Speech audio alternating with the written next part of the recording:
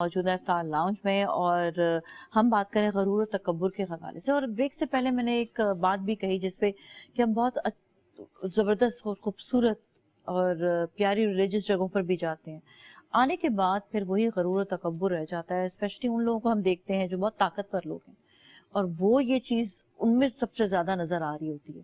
تو ایک تو اس حوالے سے بھی, اور دوسرا ہے کہ اپنے آپ کو ہم بیٹر کیسے کر سکتے ہیں, فائزہ بتائیں.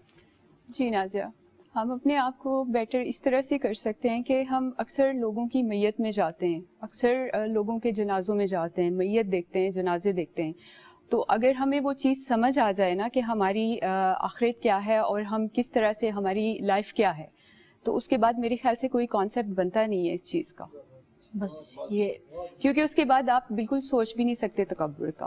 لیکن یہ ساری بات توفیق کی ہے اور سمجھ کی بات ہے کہ اللہ پاک جس کو توفیق عطا فرمائے اور جس کو سمجھ عطا فرمائے اس چیز کی. بالکل, تو یہ سب اس پہ ڈیپینڈ کرتا ہے کیونکہ ہماری کوئی حیثیت نہیں ہے, کیونکہ آخرت اللہ پاک نے سب کے لیے ایک جیسے, مطلب سارا نظام جو ہے نا وہ مٹی تلے سب کے لیے ایک جیسا ہے, ایسا نہیں ہے. وہ آپ کے مکافات عمل ہیں, وہ آپ کی چیزیں ہیں جو آپ نے دنیا میں کی ہیں, وہ اس کے اعمال نامے, وہ تو ظاہر سی بات ہے بے شک اللہ کے ہاتھ میں ہے, اسی نے آپ کو اعمال کے حساب سے آپ کو اجر دینا ہے.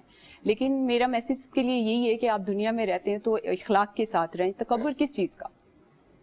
جب ہم نے مٹی ہو جانا ہے, مٹی سے پیدا ہوئے ہیں اور مٹی میں چلے جانا ہے ہم نے, تو کس چیز کا تکبر؟ آج اللہ نے اگر آپ کو اگر اللہ نے آپ کو کسی مقام پر بٹھایا ہے نا, تو وہ اس کو چھننے میں ٹائم نہیں لگتا ہے. وہ جس کو چاہے یہ عطا کر سکتا ہے. وہ بے شک رب کی عطا ہے, وہ جس کو چاہے عطا کرے, جس کو چاہے دے کے آزمائے, جس کو چاہے لے کر آزمائے. تو جب اللہ نے آپ کو دے کر آزمایا ہے نا, تو اس کی آزمائش پہ پورا اترے, نہ کہ تکبر کریں. بالکل, بہت اچھی بات ہے. اور اسپیشلی آزمائش پر, یہ ہمارے لیے سب کے لیے امتحان ہے. امتحان میں کون کون پاس ہو رہا ہے, کون کون فیل ہو رہا ہے. لیکن وہی بات آتی ہے کہ کہاں چلی جاتی ہے اس وقت یہ سوچ, اس وقت یہ سوچ کدھر جاتی ہے کہ ہم نے زندگی میں اپنے گزارنا کیسے. اللہ تعالیٰ نے ہمیں اتنے خوبصورت کتاب کے ذریعے بتایا ہے, قرآن پاک کے ذریعے بتایا کہ ایسے زندگی گزارو. لیکن اتنی بڑی بڑی باتیں کرنے والے, فیصل میں پہلے آپ کی طرف آؤں گی, اتنی بڑی بڑی باتیں کرنے والے لوگ جو ہیں وہ پھر بعد میں کہاں چلے جاتے ہیں. اور دوسرا یہ کہ اتنے اہم مقامات پر جانے کے بعد بھی وہ اپنے آپ کو سدھار نہیں سکتے, سننے کے بعد بھی, ایون لیکچر سننے کے بعد بھی نہیں. کیا وہ واقعی اندھے گونگے بہرے ہیں؟ کہاں سے ان کے اندر کوئی ان کے سولز نہیں ہیں؟ کیا ہیں وہ؟ ڈاکٹر صاحب پہلی بات, اس کا جواب میرے پاس وہی ہے کہ دلوں پہ مور لگ جائے تو پھر کمیونیکیشن بند ہو جاتی ہے اللہ تعالیٰ کے ساتھ, پھر وہ آپ کو سمجھ نہیں آتی چیزیں, یہ سب چیزیں. دیکھیں اسی لیے تو کہا گیا, یہ تو انڈیکیٹرز ہیں نا, ہم ایک دوسرے کو یاد دہانی کراتے ہیں, کہتے ہیں قبرستان جایا کرو.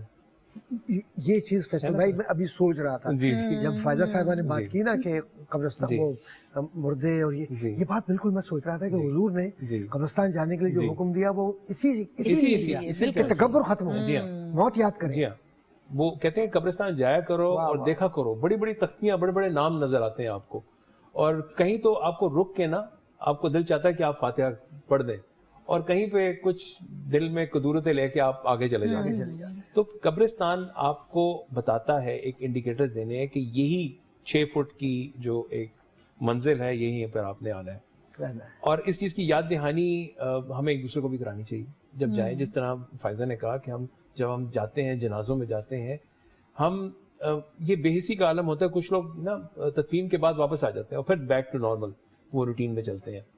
ہم وہ کہتے ہیں اس کا حل کیا ہے کہ اپنے آپ کو ریمائنڈر دینا. میں تو کہتا ہوں ٹیکسٹ بک کے اندر یہ جو ہم کتابیں پڑھاتے ہیں, ٹیچر سے میں کہوں گا کہ اس کو مثال دے کے نا واضح کریں بچوں کو. اور آج کل کی پیرنٹنگ گھر میں بھی آپ یہ بتائیں کہ خاکساری, عاجزی, یہ کیا چیز ہوتی ہے. ڈاکٹر صاحب آپ کی اجازت سے میں ایک مصرع بتاؤں گا. وہ کہتے ہیں کہ آپ کو نا زمین سے آپ کا تعلق ہے, تو یہیں آپ نے جانا ہے. فائزہ نے بھی کہا, وہ کہتا ہے کہ دانا خاک میں گر کر گلے گلزار بنتا ہے. کہ آپ نے اگر کچھ بننا ہے تو آپ کو خاکسار ہونا پڑے گا, عاجزی لانی پڑے گی ایک دوسرے کو. ہیومن, یہ کہتے ہیں کہ humanity it's not an art, it's a blessing. It's a blessing. ہمیں ایک دوسرے کو بلیس کرنا چاہیے. اور اپنی باتوں کے اندر دوست احباب میں, جب آپ کسی نے پوچھا کہ بھئی اپنے آپ کو 5 سال میں کہاں دیکھتے ہو, تو کس چیز کا جائزہ لوگے؟ اس نے اپنی پراپرٹی چیزوں کا جائزہ لیا. تو ایک بہت بڑے وہاں پہ مفکر ڈاکٹر صاحب بیٹھے تھے, انہوں نے کہا نہیں, تم اپنے دوستوں کی محفل کا جائزہ لو, اس سے تمہیں پتا چلے گا تم اگلے 5 سال میں اگر تم زندہ رہے تو کہاں پر ہوگے وہاں پر. تو انتخاب آپ کے اپنے ہاتھ میں کہ آپ کس لوگوں کا انتخاب کرتے ہیں. اللہ تعالیٰ نے, وہ کہتے ہیں جب اللہ تعالیٰ سے دعا کریں نا تو اللہ تعالیٰ سے آپ فہم کی دعا کریں. فہم سمجھ ہے, بہت اچھی بات, واقعی سمجھ ہے. اور آج کل کے دور کے اندر یہ جو چھوٹی چھوٹی انڈیکیٹرز ہوتے ہیں, اگر آپ میں فہم ہے, وہ نا دلوں میں مور لگ جاتی ہے, تو وہ یاد دہانی اندر کی, وہ جو آج کل کہتے ہیں نا کہ آج کل کی وہ آج زبان میں کہتے ہیں پنگز نہیں آتی, تو اندر سے پنگ نہیں آتی آپ کو. تو جس دن پنگ آ گئی تو فائنل پنگ نہ ہو وہ میں کہتا ہوں کہ اس سے پہلے سدھر جائیں. ہاں جی, سدھر جائیں. سدھرنا بہت زیادہ ضروری ہے. اچھا, کئی لوگ ایسے ہوتے ہیں جو یہ کہتے ہیں دیکھنے کے بعد بھی کہ موت کہاں پر کھڑی ہوئی ہے, ابھی تو میں زندہ ہوں اور میں ابھی, میرے پاس ابھی پاور ہے, جب موت آئے گی تو دیکھا جائے گا. یہ ان کا جو خوف, ڈر, چیزیں کچھ ہے ہی نہیں. یہ ایسے